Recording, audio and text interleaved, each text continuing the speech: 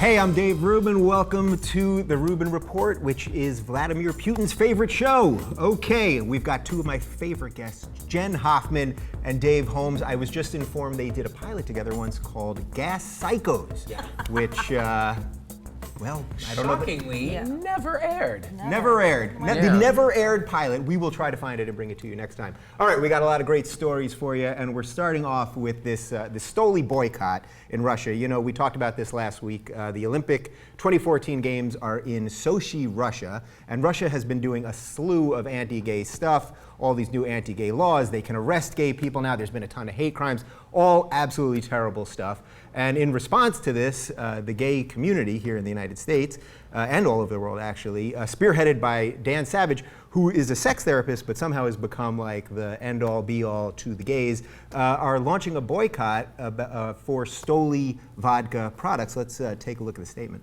So this is Dan Savage. There is something we can do right here, right now, Savage wrote, to show our solidarity with Russian queers and their allies and to help draw international attention to the persecution of gay men, lesbians, bisexuals, trans people, and straight allies in Putin's increasingly fascistic? Is that a word? Fascistic Russia. Dump Russian vodka.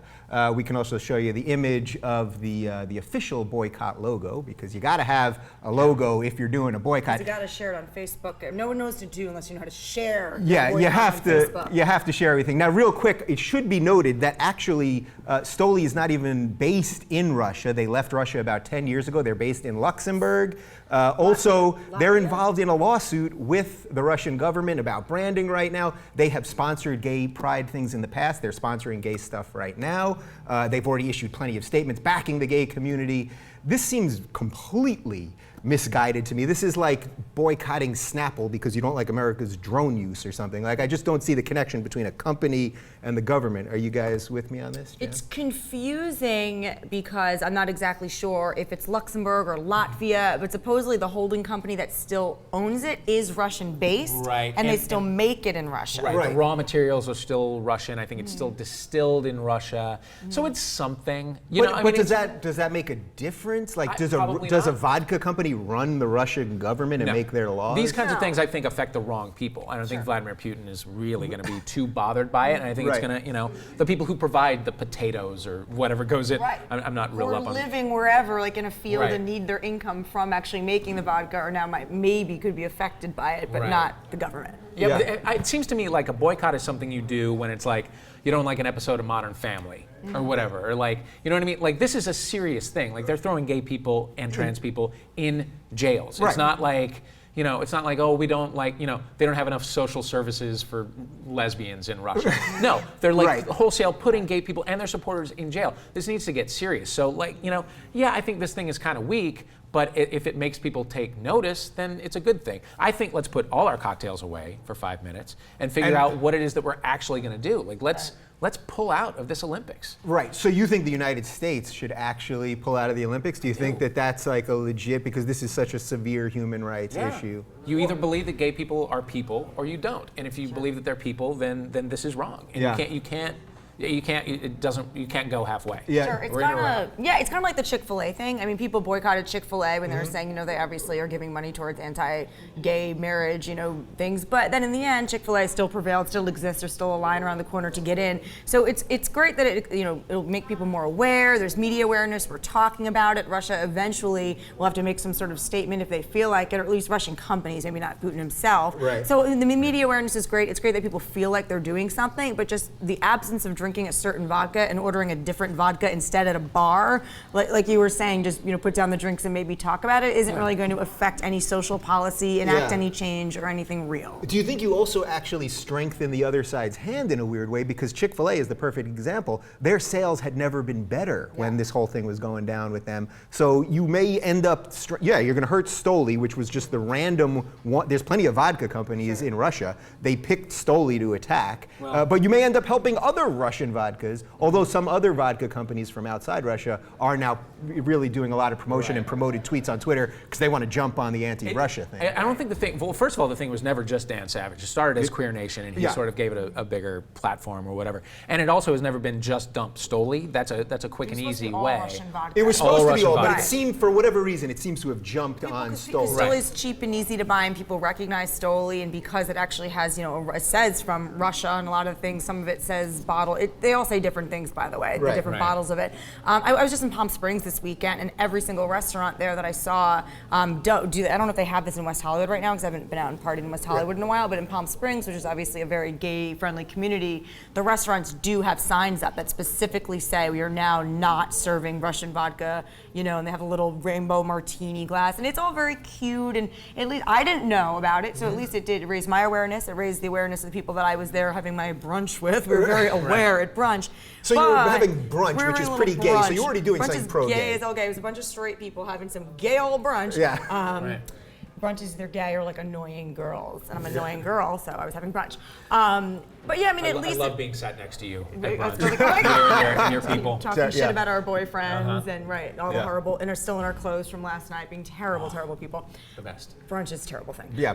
Basically, Boycott brunch, Boycott people. brunch. How about that? Yeah. Boom. Yeah, no, but I think in the first place, it did make us talk about that. It did raise a little bit of awareness at the table. I think a lot of other people coming into the restaurant were wondering why, and at least thinking about it, and then it made you go, okay, what's really going on in Russia, and look a little deeper in that. So that was a good thing, but in the end, again, it didn't affect anything specifically. It's not going to change Russia's policy. Nobody in Russia nobody of the gay, or bisexual people in Russia are now like, I feel better, thanks, I'm not going to jail. So my family has less money because they're not buying my potatoes or whatever. That's but it. Yeah, but so honestly, do you I think out of jail because you're not buying my potatoes. Right. So, I do think that these things do kind of help a little bit. Divestment in South Africa, I'm not going to play Sun City, all that stuff. It raised awareness and it worked eventually. Right. Like, little Stephen himself did not end apartheid, but it worked.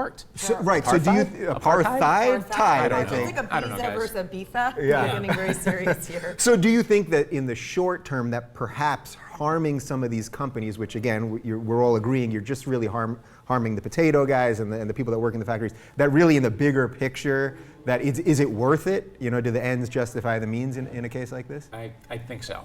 I do think so. And if it makes Stoli rethink their practices a little bit, because right now, you said that they're like, they invest in the gay community. They advertise to the gay community. Right. They market to us. But isn't that? But that's what all companies go a little bit deeper. Right. But I think that's, as you were saying too, though. Now it's making all these other Russian vodka companies come out and through their Twitter and through all their social media things, making really strong statements saying we do support the gay community. So even in just that you're making other companies go out there and say, hey, but we support you. Even if it's American companies, if any companies now are being like, okay, we don't want to be associated with being anti-gay or any sort of hate-filled statements. If it's helping organizations feel like there's going to be pressure on them, to be more supportive, then it is worth it. Yeah. Do you guys think there's any risk in connecting companies with countries so closely, regardless of the country, and again, not diminishing the importance of this issue with the gay community in Russia? It's not just a company; it's an industry. People do associate vodka with Russia. Maybe sometimes they're misassociating it. Obviously, like Grey Goose is in France, and there's different alcohol comes from different places than we assume. But that being said, it is when you think Russia, you do stereotypically think vodka. So I think in that way, you are at least attaching it to something that's a little bit larger, more of an industry than a specific company. True, and of course, look, at the same point, we get oil from Russia, we get oil from Saudi Arabia, where they still behead gay people, but you can't figure out exactly where your oil is coming from when you go to the gas station. So it's obviously very complex, and we're gonna keep talking about it. I need a drink. We're gonna finish this with a nice bottle of Stoli. Okay. All right, let's move on. So CNN's Don Lemon has gotten in a lot of hot water this week for some comments he made, which originally started when Bill O'Reilly made some comments in the aftermath of the Trayvon Martin case. And Bill O'Reilly's been talking a lot about black-on-black crime, and he's been getting a lot of guff from liberals saying, he has no right to talk about it. And let's watch the clip. One of those honest people, CNN anchor Don Lemon, who referenced my talking points on his program. He's got a point. In fact, he's got more than a point. Bill? Raised without much structure, young black men often reject education and gravitate towards the street culture drugs hustling gangs. Nobody forces them to do that. Again, it is a personal decision. He is right about that too, but in my estimation, he doesn't go far enough. Mr. Lemon then went on to list things that African Americans should do to combat social problems. After his remarks, Mr. Lemon was predictably attacked by the race hustlers. But his courage stands in stark contrast to their ignorance and corruption. I should say, by the way, Don Lemon is a friend of mine, so in full disclosure, something like that. In full disclosure, I'm just going to drop a name real quick. Yeah, he's a good buddy. We hang out all the time. No, but I don't know, it might affect my opinion on this somehow. Yeah. First off, can I confirm, we're all white here? Is that fair to say? Very. White. Yeah. White. Okay, so part of me was thinking, can we even talk about this? So that's where I want to start on this. Yeah. The racial stuff, I think partly what's going on here is that the black community doesn't want Bill O'Reilly talking about their dirty laundry. I don't think they're necessarily disagreeing with the heart of it, and that's what Don's talking about, but they just don't want someone like Bill O'Reilly talking about it. So Like is an that old in itself white fair? Man with no, to them, he's Gargamel. You know what I Yes. mean? He Yeah. has like no reference. He doesn't, he's not really with the times necessarily. He's not out even socializing probably right now. He does his job and he, has a dinner and goes home. Yells at his staff. Right, yells at his staff, screams at his staff, fires someone and goes home. So to your point, I always first, when talking about these things, say as somebody who is not black, I can't necessarily speak on their experience with this, but of course you can still have an opinion. Yeah, Right. Of course. The thing is, what I don't understand about what Bill O'Reilly said is why it's just germane to black teens. Black kids in general. I think black kids in general.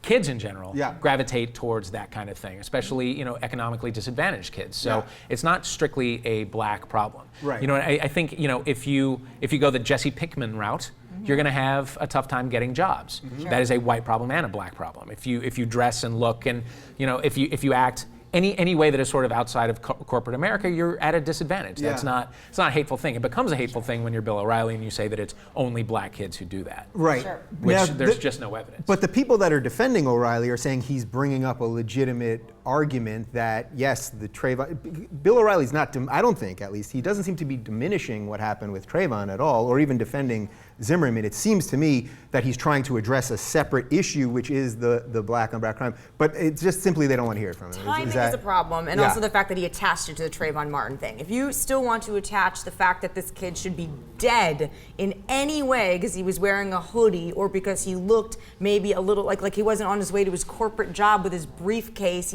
and how to succeed in business without really trying musical style, then that's a serious problem. Because then O'Reilly is kind of still saying, oh, you brought it upon yourself. It's like, that is, I think, why people have a little bit of outrage with him, because with him and what he says, it's never really just about what he's talking about. Okay, He's so then always that's where attaching we it to should bring in. something else. Well, then that's where we should bring in Don Lemon, because Don Lemon is black and he is acknowledging that. He's trying to address that. Pull up your pants and. But is he doing it in terms of Trayvon Martin, or is he doing it in terms of jobs in the workplace? Because if he's saying, look, as a black man on television who's in some sort of position of influence, he's saying, yo, black people, I don't know why I said yo. Hey, black people! Yo, I don't know. Yeah. Hey, they're black folk. I don't know how he's addressing them besides the fact that he's saying to them he agrees in his personal position he probably did not get to be an anchor and such a high profile person on CNN without having to, and he brings up, being eloquent, speaking a certain way, being educated. He brings up other things certainly besides just the way you dress. And he does make a point. He makes a point,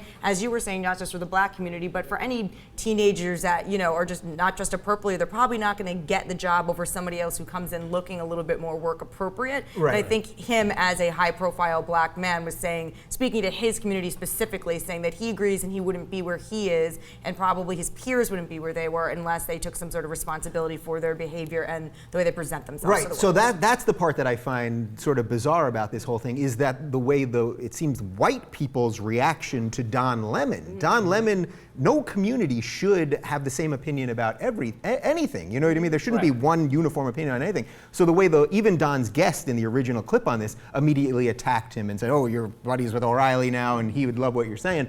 But shouldn't the black community, like any community, be able to have a variety of opinions? Absolutely. Of course. Yeah. Yeah. I mean, it should be as simple as that. That was pretty simple. Yeah. I mean, it's. But can't we do two things at once? Well, it's a much deeper problem, and I think it's really hard to agree with Bill O'Reilly. You feel terrible, and it's like basically on the surface what he's saying, it's not wrong, but it's such a deep social problem. Yeah. Like just being like, oh, wear different things and don't gravitate toward gangs and drugs is so let them eat cake. It's not even funny. Right. You know what I mean? The access to those things isn't as easy. They're not necessarily readily, it's not really accessible to role models that are telling them to do that. Having parents in the home, whether you have a father and a mother, whether you have, or two mommies and two daddies, but just having more people Good there. save. No, I mean in any way, having more people to turn to, having mentors in your community, getting, adequate education that's funded adequately by the state, having access to clothing because your parents are actually there and care about what you wear, not just going, whatever. Right. It goes so much but deeper. it's just there needs to be a much deeper discussion, but you're not going to have that discussion on Fox News or on CNN because there isn't the time. And they have 24 hours a day. Yeah. They're just afraid that you'll turn the channel to something else, and so I mean it's there needs to be a much deeper discussion. Right. So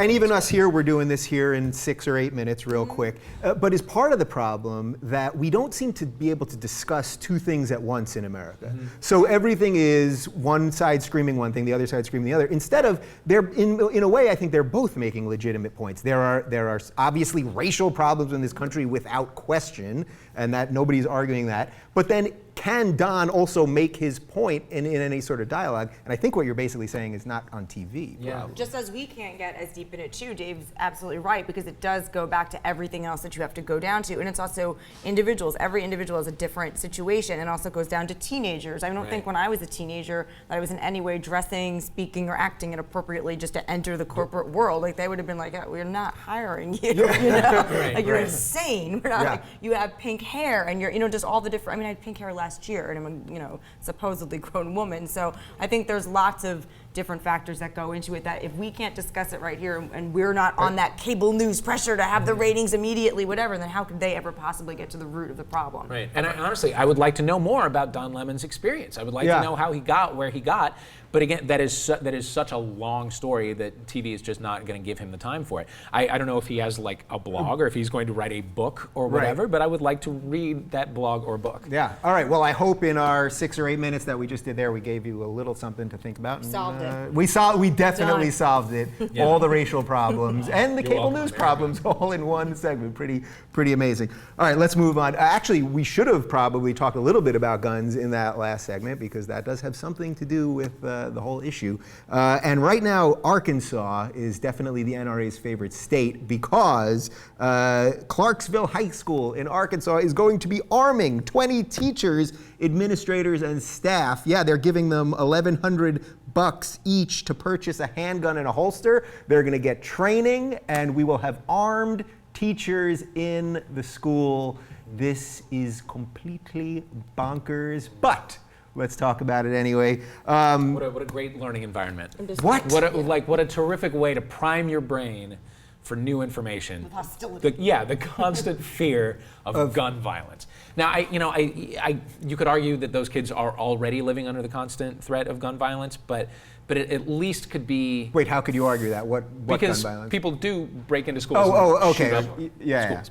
But I mean, at least you could think of that as theoretical. Now these kids know that there are actual guns in the schools with their teachers who they don't necessarily trust. Right. Yeah. I was a teacher for 2 years. Little known random fact, I was a high school teacher for 2 years, and I was a teacher at an at-risk school where some of the kids had actually been in that school because of gun violence specifically. So there was a little bit of a heightened threat because some of these kids had like the ankle bracelet. Some of these kids, a lot of them came from homes with violence in them. The first thing I can say is as a teacher, you are so overworked and underpaid and stressed out and have such long hours and there's so much chaos going on in a high school classroom. Even if you run your classroom very well, and I feel like because I was pretty young when I was teaching, the kids kind of had a little bit of trust with me that they don't necessarily have as the teachers get older. Even in my room, and I felt it was very functional, there was always just 45 kids to manage and a lesson plan to get out and who hasn't eaten today and so many different things that a teacher is responsible for, that to add the managing and caring of a firearm on top top of that is just completely inappropriate to put on top of a teacher's job where they already have so many jobs to do, number one. Right. Number two, this program cost about $50,000 per teacher in the end to, to arm them, to train them, all this stuff. It's estimated it's costing the state of Arkansas about $50,000 per teacher. Yeah. Why couldn't you, if they're going to arm all these teachers, take $50,000 for 1 or 2 or 3 potential security guards? If you do want to introduce guns to school, and that's a whole other argument, should even security guards have them, why not have a trained professional who knows what to do with guns there, there in case anything could happen, rather than a teacher who really, I don't care if you give them a couple hundred hours of training, that's not their primary duty and what they're focused on. Yeah. Third thing is teachers are people and there's human error. So teachers do have personal relationships with kids. There's been at least, I'm telling you, if you're a teacher, at least one student has threatened you and said, I'm going to kill your ass. That it just adds the human element of it. What's the teacher's excuse then? Oh, a kid came to school today and said that he was going to kill me because I gave him a bad grade. Or had to shoot him. Had to shoot him. So the human error there, and then the lawsuits that'll happen when a teacher finally doesn't use the firearm right, or when a kid gets a hold of one. I mean, even if the teacher's holstering it, how do you know a kid's not going to grab it? It's just let's take it to that place, because we can talk about it in theory, but the logistical nightmare alone. So should the teacher have the gun on them all the time? Should it be in a locked drawer? And then if it is, well, it's probably too late to get already shooting. Precisely. Right. So and I feel like the teachers, because this isn't a mandatory thing, it's voluntary, and the teachers that are going to opt in are the ones who have these nut job fantasies where, like, a gunman is coming into the school, but they got ice cold water running through their veins, and they're just like, they're going to be, you know what I mean? Like, I'm going to take this guy out. Which, by the way, no, you're not. Like, no human being ever is. So it's going to be these like gun happy people with like vigilante, hero fantasies, and who are more likely to shoot. So that worries me. The thing that really bothers me, though, is that, like, unfortunately, this is the logical end of our gun culture. You know what I mean? Like, barring some sort of massive shift in our cultural consciousness, this is just the way it's going to go. Well, that's the gun lobby part. has won. That's the sick part. Remember when Wayne LaPierre, the president of the NRA, remember when he said a gun in every school and only a good guy with a gun can stop a bad guy with a gun? And we were all, that was right after Newtown, and everyone was like, oh, this guy's bonkers. Yeah. Well, now we are only, 6-8 months after that, or at most 10 months, and already it's begun. Yeah. So, and we couldn't pass meaningful gun legislation a couple months ago. So it's like, does this all just slippy slide slope? It is a slippery slope into arm every teacher and have every teacher start to say it's my right to feel safe at my job, to carry a gun at school, and it's completely inappropriate for any teacher. I don't care what you're saying, unless your off-duty thing has to learn to train and become a security guard. If you're a teacher, you have no business having a gun on you while you're trying to educate a classroom. That's a complete separate job, the security and safety of the classroom, while you are in charge of the general safety and making sure nothing bananas is going on in your room. To add that on top of it, it just means that either you do have a vigilante problem or you feel so unsafe in your classroom that maybe you want to reevaluate your position as a teacher anyway. Yeah. Is there any way to reverse any of this, though, if we're going down that route? Yeah, one kid gets shot. That's how it gets reversed. A teacher goes through it and the kid gets shot. That's how it gets reversed. All the time, by though, and it just seems to get. I don't know. I don't think. Then that person will get written off as a crazy, and then it'll be like, well, then we need to have background checks for the teachers who do it. Smoked marijuana once when they were 15. But then the NRA will say, like, no, it's unconstitutional to have background checks for the teachers. Whatever. No, unfortunately, we're going down this road. It's a bummer. I want to know who's going to be the first to, like, shoot into the air to quiet down their classroom. Right. You know what I mean? Because that, I feel like, will happen on the third day of the school year. Right. That's what it seems like. Kaboom. Exactly. That has to happen here. Unfortunately, you're going to arm these people. Something has to happen. They're not doing it, so nothing will happen. Something will happen. Someone's going to shoot. They're going to shoot through the roof and then just kill the kid upstairs. Like, it does not end well. I hated the fact that when the Newtown parents were kind of front and center when we were trying to pass some kind of sensible gun legislation. Pro-gun people were saying, "Well, that was an emotional appeal. That was a weak emotional appeal, to people's sympathy or whatever." Yet somehow this ridiculous BS about, like, a good guy with a gun being the only person who can stop a bad guy with a gun, which, by the way, it appeals to your lizard brain just as much, if not more, somehow has made it possible to have like now armed teachers in a school in Arkansas. Which is, you're right. It also is the same emotional knee-jerk reaction because the way that they're saying that they were using the families in Connecticut to appeal to you, like, oh, we can't have guns. It is the exact same knee-jerk reaction to the other side to be like, oh, kids got shot, arm everyone. Like, it's the same. Well, that's the thing. thing. Everyone doesn't mind the emotional appeal. They just want it to be their emotions that you share with them. All right. Well, let's move on from guns to weed. I think we're going to have a slightly more fun with this topic. Okay. This is great. You know, here in California, we have medicinal marijuana, and weed is now legal for recreation use in Colorado and in Washington. And the California Democratic Party has passed a resolution this past weekend asking for, or now backing, legalizing weed in this state altogether, recreational, medicinal, the whole thing. The problem here is that the feds are completely against this, and our President Barack Obama, who has sort of always been this kind of cool, you know, there's stories of him smoking some weed, and he jokes about it at the Washington Correspondents' Dinner. He's still raiding legal weed dispensaries here in California now. So I want to start with talking about Obama here. Is this just really bizarre about him personally, where he's made it clear he has smoked weed and does not have a problem with smoking weed, and yet for some reason still is ordering the feds to raid medicinal marijuana dispensaries here in California? I've never understood it. I've just never understood. I've never understood it under any president, and especially now when states are one by one making it legal. I don't. If you spend $1 and 20 minutes on this, that is an enormous waste of resources. So does it make it seem like this doesn't have to do with him, and it has to do with the bigger sort of government and the way that they're it's like a states' rights versus federal rights. Yeah, exactly. That somehow, even though personally he may, I don't want to give him a pass on this one though. This seems like something that's so obviously he's personally for, and yet doesn't do what needs to be done. Do you think it's possible that he's so worried about his legacy now that he doesn't want to be known as, like, you know, the president who was so left? Because everyone gives him that. They call him like a socialist Nazi, which doesn't make sense. It's like you're using two like antonyms or something. I don't know.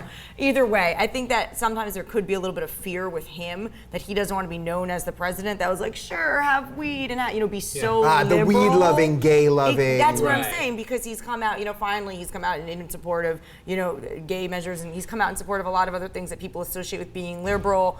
And he's raised the debt a lot, and I just don't know if he wants to be that guy who everyone goes was the most liberal president in history, because he wants to seem maybe a little bit more moderate. I think that's possible, except the part that doesn't quite jive with me on that is he could just say nothing about this and just not order the feds. This comes from the feds, so it's his administration. He could just do nothing and let California do whatever they're doing. Super to the right and go, these are states' rights things, which would appease the rights and appease conservatives. And if they say anything about it, he'd have to go, well, look at what you say. You say you want to be able to control abortion in your own state. You want to control all these things in your own state. Your states' rights people. If you're conservative, states' rights, and just drop the microphone and leave it alone. Right, but it's like with abortion and with gay rights. They only believe in states' rights when the government is not doing what they want them to do. So what do you think in terms of just the battle between the state and the Fed here? Should a state have more power to control what their state's laws are? Yeah, absolutely, but only in the things that I agree with. Precisely. At least you're intellectually honest. Because you do get a little bit upset when you hear that a certain state, at least for me personally, like, oh, they're banning abortion or there's something. Then I'm like, how can they do that? The federal government needs to step in and say they can't do that because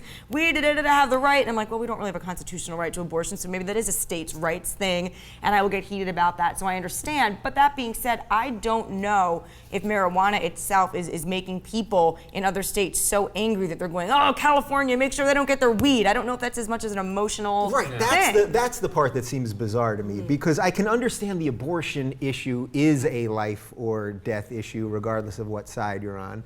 But the weed thing, this is basically something that people do in the privacy of their own home that does not cause any violence or car accidents. There's no study, you get giddy, you eat food, all the hack jokes we can do about that. There are people outside protesting many marijuana things, the way they protest like abortion clinics and things like that. It's not as heated, it's not as personal. Even though it's a highly personal choice, it's not as personal of an issue, doesn't inflame people. So I don't understand.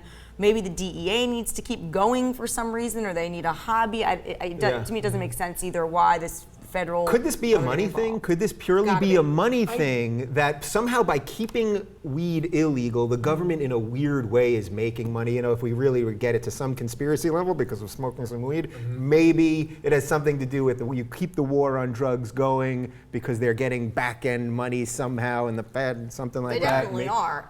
Definitely. Oh, There's so that tinfoil wasn't hat that on. good? Yeah. Oh no, there has to be. There absolutely has to Yeah. be some sort of financial incentive to keep this going on. There Yeah. has to be some sort of deal with whoever's running the drugs versus the government. But there's something going on. Who knows what it is? But if it's gone past what people care about, and the whole public pretty much is like, we don't care who smokes weed, leave people alone. There's got to be financial things going on. Right. Yeah, you buy the the moral finan- is grow your own, right? Just keep it a backyard operation. Right. Keep it in your own community. Which actually in California now, if you are licensed to do it, you can grow your own, and just hope, I guess, that the feds won't bust in on that for some, because they can always figure out some reason to do something. Right.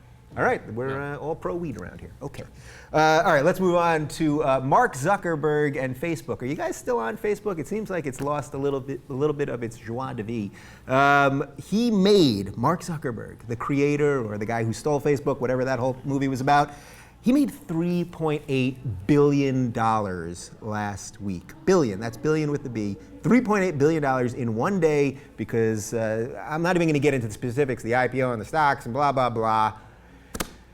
$3.8 billion, one man who created some computer thing that I've never clicked an ad on, and I don't understand any of this. Is this complete insanity? Like, we're talking about a number that is so out of the realm of understanding. Is this just completely nuts? Well, it is and it isn't. I mean, it has become a part. It has become fully the way that we communicate with each other right now. Whether you're on that thing or not, he owns the technology that allows us all to communicate with one another now. I don't remember the last time I spoke on the phone.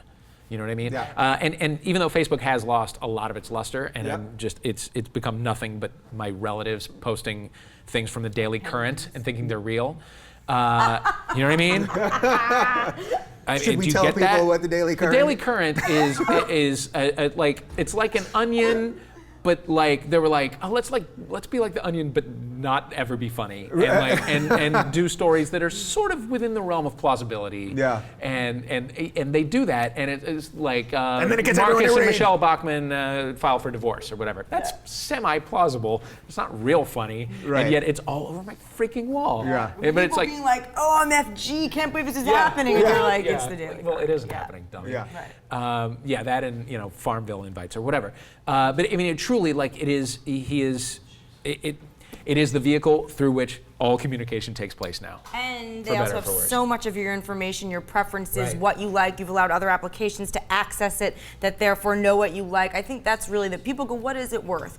Everyone goes, I don't click on these stupid ads. I Right. feel like the ads are like a false flag. First of all, the ads just got some stupid suckers that heard you got to get on the Facebook that are way too corporate and old and out of touch to understand that there's no reason to buy a Facebook ad really ever. Right. Maybe to bolster things to your page because you want to get information out and get more people to like your page. That I would understand, but just an ad, just come here and buy JCPenney jeans. Like you're not going to win that way. But they have so many people. They have every demographic from 15-year-olds on up through my 69-year-old mother is on Facebook, and she will write my favorite food is this, and I like this, and she will click on things that they know what she's going to click on, and they know what story she likes. So it's potentially interesting that the source of information. People hire marketing firms to they'll give them millions of dollars to a marketing firm to try to figure out what do people like and to trend forecast. He has now built one of the biggest trend forecasters and predictability things that will show you what people like and what they're engaging in. Yeah. That's the worth to me. Okay, The well, list. the It's three. client list more than anything. Exactly. Right? Yeah, so the 3.8 still seems crazy to me. That just seems like a number that is so astronomical and out of the realm of understanding even that seems bonkers. But I think what you're hitting on here, and that I think is the scary part is here,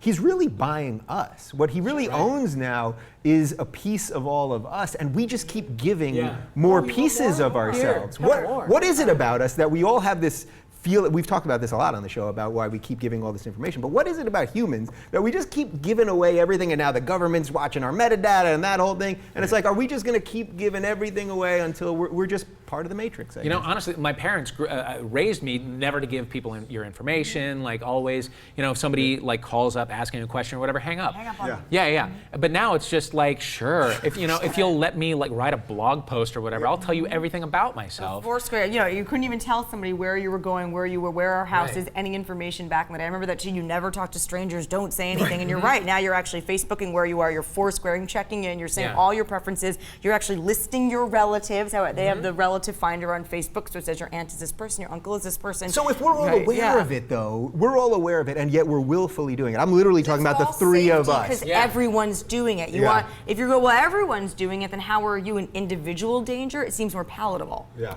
So basically, we shouldn't. I mean, really, it is scary. And it's because it's a free service, and now we feel like we can't live without it. There's plenty of people that would be like, well, I can't delete my Facebook. How would I communicate with people if I don't have Facebook? Every day I want to delete it. It's all I want to do. Like I wake up saying today's the day, and then I just never do it. One day, Dave, one day. All right, well, we're going to post this on Facebook, and don't forget to click like, please. We need those likes. Well, all right. it'll be strangely, by the way, taken down by Facebook, or something weird will happen where the link won't work or something. Just because we talked clip, a little you mean. shit about Facebook. Yeah, no, we love you, Facebook, and Don't hurt us. keep up the good work. Okay.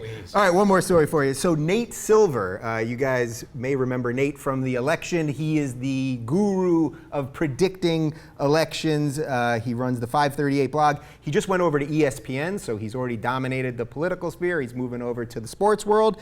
In 2008, he correctly predicted the winner of 49 of the 50 states in the presidential election. The only state he missed was Indiana, which was 1 point for Obama. Everybody loves this guy, and he did an interview with Deadspin talking about the political climate and television and pundits and all that. Let's take a look. Obviously, there are some sports pundits who are total hacks, but I'd argue that most political pundits are completely useless. The outliers are the few who are actually worth reading. Plus, the political pundits take themselves very seriously. Read the new Mark Leibovich book, whereas I think someone like Jay Mariotti realizes that he's just trolling people. Okay, so Jay Mariotti is a sports writer, obviously. Mark Leibovich just wrote this book about how Washington is such an inside, nepotistic, psychotic bastion of lunacy. Okay, so now I like to believe that I'm someone that's talking politics sometimes out there in the public sphere, and you guys are joining me for the ride. But I do think he has a great point on this. You know, again, CNN's bringing back Crossfire. Idiot from the left arguing with the hack from the right, and they usually work for one administration, the other guy, and you know what they think. MSNBC has now hired almost everyone that has ever worked for Obama. Fox hires Karl Rove and Sarah Palin on the other side. Is he right, though? Like, are there a couple people that are genuinely, I'm trying to do that here. Yeah. I don't think I'm the only one, but it's because you have your own venue, you know, and like a person like Andrew Sullivan has his own venue, and he's not bought and paid for by whatever think tank or Heritage Foundation or whatever to constantly be spouting the talking points on this channel and that channel and whatever. Just because we have these 24-hour news channels does not mean that we have 24 hours worth of things to talk about. Yeah. So they fill them with people who are just paid employees of whatever side who go out and give a very shallow argument and then rebut it in a very shallow way, and it's and yet taken very seriously, and their predictions are taken very seriously. I love a person like Nate Silver who simply does the statistical analysis. right, he's doing hardcore numbers, and it's proven to work. If he's if his thing is numbers, then he could just say, by looking at the numbers and the sheer volume of people now talking about politics, because by the way, 10 years ago our news didn't talk about politics so much, or MSNBC, CNN, it's all political pundits, politics. He could just look at it and say, by sheer numbers, you're going to have, 90% of people are going to be, or whatever his number is, are going to be, spouting off, just basically hot air or whatever their stuff is for their side without any heavy analysis. But there's got to be something a little more personal, because he's also going after the people at Politico. He's going after a lot of different kind of news-ish organizations that are online and saying that they're just also hacks. Right. So he has a major thing with Politico. Yeah, right? I don't know what his That's beef like his is. big He one. hates them. He's like, he's talking about how they really have nothing to say and they don't contribute to anything. I think he's actually said something about Huffington Post at some point. So he's gone after different organizations anyway, saying that they're really not contributing anything of value to, the political world. But, I think we are in that 24-hour news cycle now where everyone's kind of giving opinions. And if you look at it rather than these are not, these aren't facts and people teaching you how to think and just opinions, and you can navigate it well. But he definitely does have a point. I don't know what his beef is specifically with Jay Mariotti either. He's like, he doesn't like Politico or Jay Mariotti. I would say sports writers know that what they're doing is essentially frivolous. It creates a lot of money, but it's basically they're talking about a game. Right. They're kind of smiling as they're arguing with each other. Political pundits think that what they do is very, very serious. Yeah. And it's just as silly. Yeah. I mean, ultimately, it's just as silly. Well, I'd like to say this was very, very serious today, and everything you've heard here is 100% fact. These were no opinions. This is factual stuff that you can now take and teach people. And Jenn Hoffman, Dave Holmes, I thank you guys very much. And click subscribe. It's right down there. And like it on Facebook, because we can't stop that thing. All right, thanks, guys. Hey, we're doing a little bonus clip. I've got Dave Holmes. I'm Dave Rubin. Two Daves. One clip. I don't know that that's ever been done before. Okay, so. And what a perfect one this is for just us boys. Could this possibly be more perfect for Just two us Daves. noted homosexuals? It's true. Craigslist, ladles and jelly spoons. The soldiers in Afghanistan are looking for sex on it. It is men looking for women. It is men looking for men. It's probably women looking for women, although I didn't see that specifically in this story. And this just broke this morning. What happened? Sorry, did you see your lean? Sorry. Yeah, no, it's okay. It's the table's fault. All right, one more time. Yeah, let's just do that again. All right, so just start at top one more time. We're just rolling. 3, Okay. 2. Hey, we've got a little bonus clip for you. I'm Dave Rubin. I've got Dave Holmes with me. Two Daves, one segment. Has this ever been done before I don't think so. in the history of anything? I don't think so. I think this is a first. Yeah. And what a perfect one. Could not possibly be more perfect. Craigslist in Afghanistan. Yes, they have computers and Craigslist in Afghanistan, and our soldiers are using it to hook up. It's guys looking for guys. It's guys looking for women. It might be women looking for guys. I'm not sure about that. Could be women looking for women. There's a lot of options on that Craigslist there. And our soldiers are looking for sex, and it's breaking. Should we look at? Let's look at some images. please. Let's look at some of the images first. Please. Looking for regular, discreet fun on Camp Eggers, M for M25, and they're looking for DL, discreet fun. Now, of course, Don't Ask, Don't Tell is gone. Boom. So they're You can allowed. ask and tell. You can and advertise. And I love it. Yeah. Do you see any problem with? You guys can keep rolling the clips. Yeah. 25 years old, just a fling. And he's yes, in please. he's in his army fatigues now. That black Terrific. box, I assume, was added. He's thick. He's doing fine. Yeah, I think it's the hottest thing in the world. I want to start pricing tickets to Kabul. Yeah. You know what I mean? Do you And want to just- enlist? Would Oh, this- absolutely. I think I'm a little bit too old for that. But listen, I'll visit. Yeah. Tickets have got to be cheap, Yeah. right? I would love to swing by, and I love that this kind of fulfills so many soldier fantasies. You know what I mean? Right. Like, this is kind of what was playing in my head when I thought that the Don't Ask, Don't Tell thing was going to get lifted. Like, eventually, people are going to, they're young men. What do you Finally, want? all those websites dedicated to our military having gay sex could be real. Wouldn't that be beautiful? Oh, thank God. I mean, honestly, I think it's healthy. Yeah. Honestly, I think it's good that these things are just kind of out in the open now. I mean, sort of. Neither of those people showed their face. Right. And I guess I would still be semi-risky. Right, or there's whatever. still some shame involved, though. Even though this is people having sex is a natural thing, whether you're having straight sex or gay sex, but there is still some level of shame involved, don't you think? Yeah, there is a little bit. There is Yeah. a little bit. And I think it's still still trolling for sex is illegal.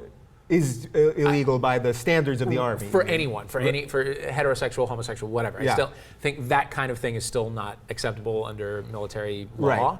Right. But it's still incredibly hot.